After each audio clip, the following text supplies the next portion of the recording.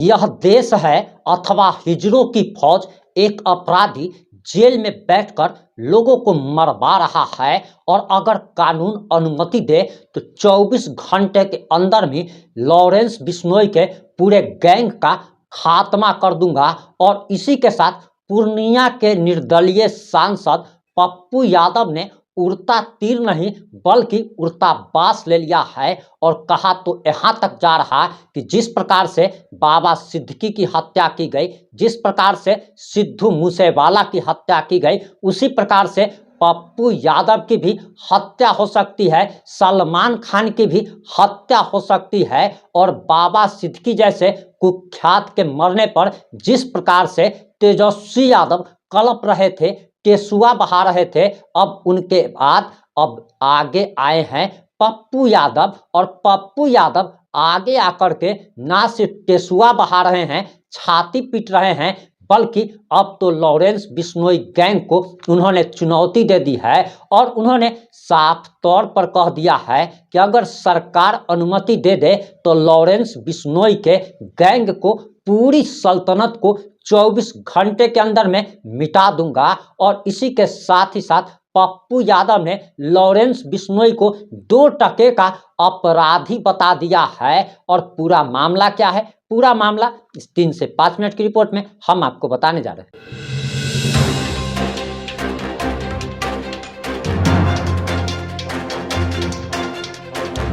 नमस्कार, मैं प्रिंस कुमार सिंह और आप देख रहे हैं पॉजिटिव इंडिया। इस वक्त की सबसे बड़ी खबर, पप्पू यादव ने लॉरेंस बिश्नोई को 2 टके का ना सिर्फ अपराधी बता दिया है बल्कि उसके पूरे गैंग को 24 घंटा के अंदर में खत्म करने की चुनौती दे डाली है। और आपको बताते चले कि यह मामला मुंबई से शुरू होता है, जब बाबा सिद्दीकी, जो कि पूर्व में 3 बार विधायक रह चुका है और गोपालगंज का रहने वाला बताया जा रहा है, बिहार के गोपालगंज में उसका जन्म हुआ था, लेकिन उसने अपनी कर्मभूमि मुंबई को बनाया। और आपको बताते चले कि जिस प्रकार से बाबा सिद्दीकी, जिसको वाई कैटेगरी की सुरक्षा मिली हुई थी और उसकी हत्या कर दी जाती है, 4 की संख्या में शूटर जाते हैं और 6 गोली मारते हैं, जिसमें से 2 गोली बाबा सिद्दीकी के सीने में लगती है। उस वक्त लगती है जब वह रात के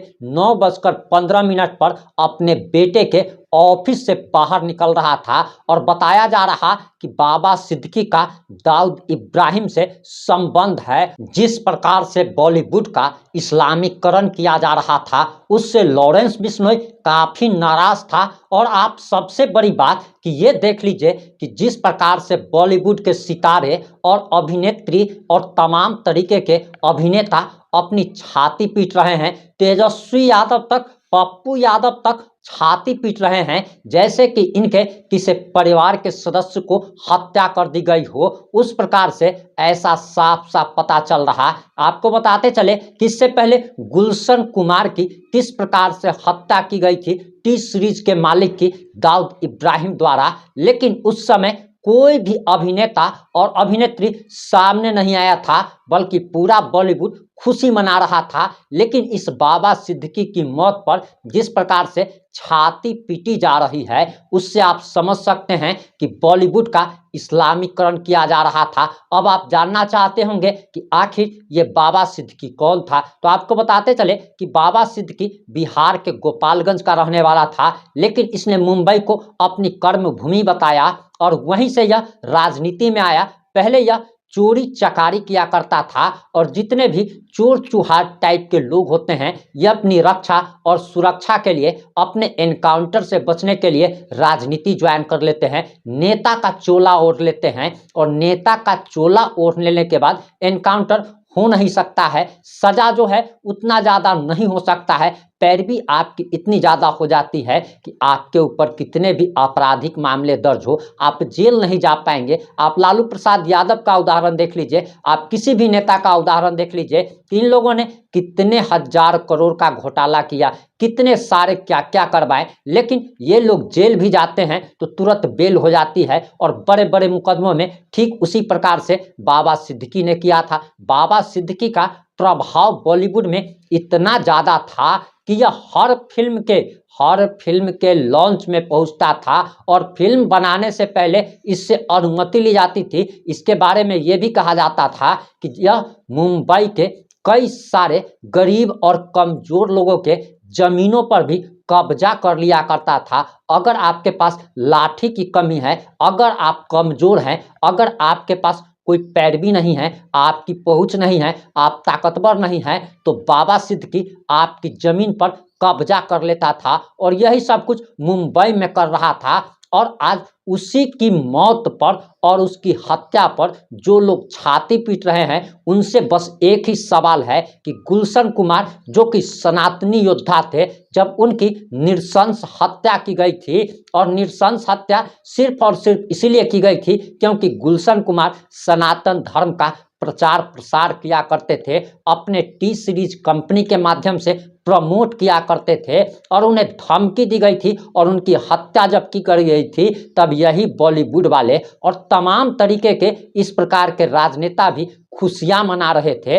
वहीं आपको बताते चले कि अब आप ये जानना चाहते होंगे कि आखिर लॉरेंस बिश्नोई कोई कौन है। आपको बताते चले कि लॉरेंस बिश्नोई जो है, हिरणों की रक्षा के लिए इसने एक संगठन बनाया था और हिरण को मारने का आरोप सलमान खान पर लगा, जिसे कोर्ट ने बाद में बाइज्जत बरी भी कर दिया था, और हिरण की मौत का बदला लॉरेंस बिश्नोई लेना चाहता था। लॉरेंस बिश्नोई वैसे सिद्धू मूसेवाले की भी उसने हत्या की थी, और लॉरेंस बिश्नोई का कहना है कि जिस प्रकार से देशद्रोही ताकतें अपना काम करती रहती है और संविधान की आड़ में ये लोग बसते रहते हैं, इनका वह खात्मा करेगा। यानी कि एक तरीके से लॉरेंस बिश्नोई उन लोगों को मार रहा है जो लोग भी देशद्रोही हैं, जो लोग भी देश के खिलाफ बातें करते हैं देश में रहकर ही, और इसी का नतीजा है कि बाबा सिद्दीकी की जान ले ली गई और अब अगला नंबर सलमान खान का है। इसी लॉरेंस बिश्नोई ने साफ तौर पर 3 से 4 बार अब तक सलमान खान को जान से मारने की चेतावनी दे दी थी, और सलमान खान के बारे में कहा जाता है कि वह टाइगर है, बहुत बड़ा तुर्रम खान है। लेकिन आपको बताते चले कि लॉरेंस बिश्नोई का नाम सुनकर यह भी कहा जाता है कि सलमान खान का पेशाब तक निकल जाता है। वहीं उसी लॉरेंस बिश्नोई जो कि बहुत बड़ा कुख्यात कहा जाता है और जिसके देश भर में 700 से ज्यादा शूटर हैं, उस व्यक्ति को पप्पू यादव ने धमकी दी।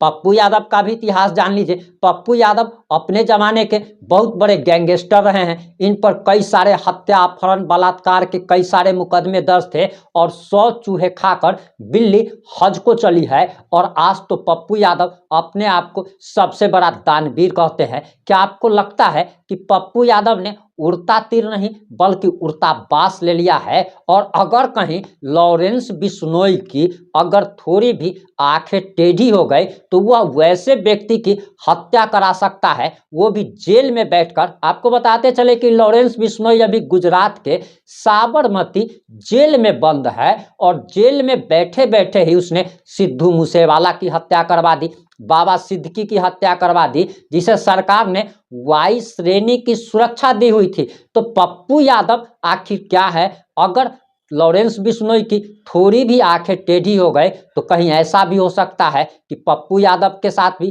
कुछ अनहोनी हो जाए। आपको क्या लगता है कि क्या पप्पू यादव ने उड़ता तीर नहीं उड़ता बांस ले लिया है? आप जो भी सोचते हैं, जैसा भी सोचते हैं, अपनी प्रतिक्रिया जरूर दीजिएगा। जुड़े रहें हमारे साथ। जय हिंद, जय भारत।